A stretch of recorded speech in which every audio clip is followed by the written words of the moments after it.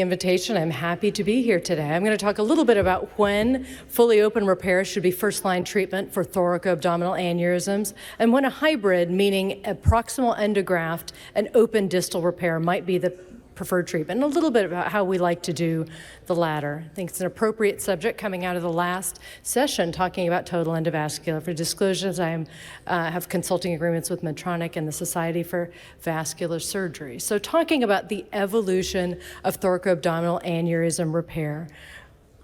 And go back one.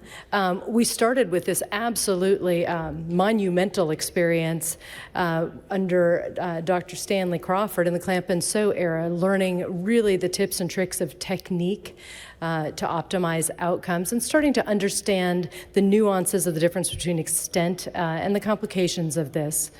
In the next area, a similarly monumental series. It's been commented, and I would agree, never probably to be replicated.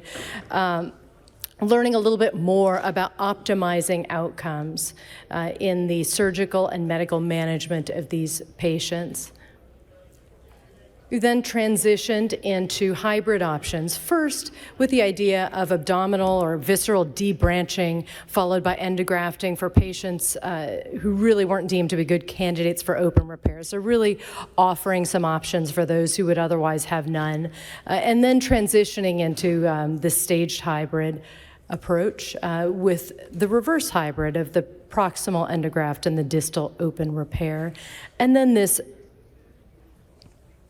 promise and the charge led by Dr. Greenberg of the potential for a total endovascular era. So looking at the role of fully open repair, I mean, I think that this was touched on in the last session, is absolutely right. There are some clinical scenarios that simply demand it.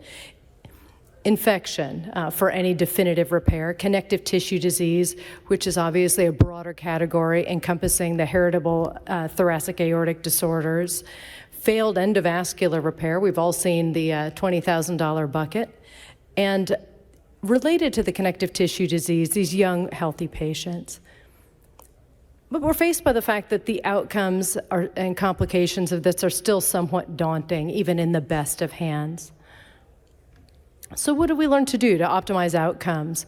Really looking at perfusion, left heart bypass, femoral bypass, the bypass of the pelvis and the lower body to maintain cord perfusion, the protection and perfusion of the viscera. My new partner, Dr. Provenza, would say cold crystalloid and 2 pumps to perfuse the kidneys. We tend to use warm blood for all.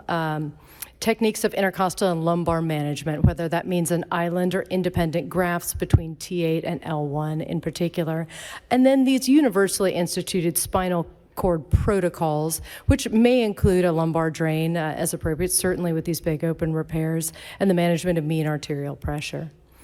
So let's talk a little bit about the evolution of hybrid repair. The first iteration of this, visceral debranching followed by a stent, a big operation with some somewhat disappointing outcomes. In fact, some of the first reports had particularly disappointing branch outcomes for essentially open bypasses, with branch occlusion rates upward of 15%, followed by a stent and similarly disappointing findings of the relatively frequent endoleak and relatively poor patient outcomes, overall reflecting the population, again, people who were not viewed as real surgical candidates.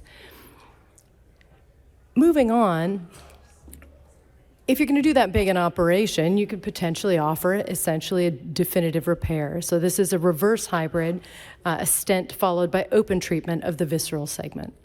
So how do we do this? Typically, the thoracic stent is extended to just above the celiac artery. There are occasional exceptions to that based primarily on the location of large intercostals, particularly in dissection where there's significant false lumen filling.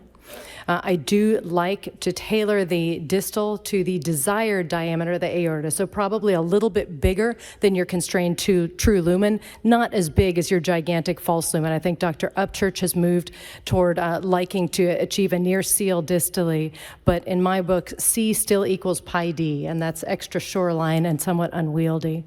It's also nice to think in terms both of the length that you allow on the graft and that diameter at accommodating subsequent endovascular endovascular devices, both in terms of diameter and diameter transitions and in terms of landing zone.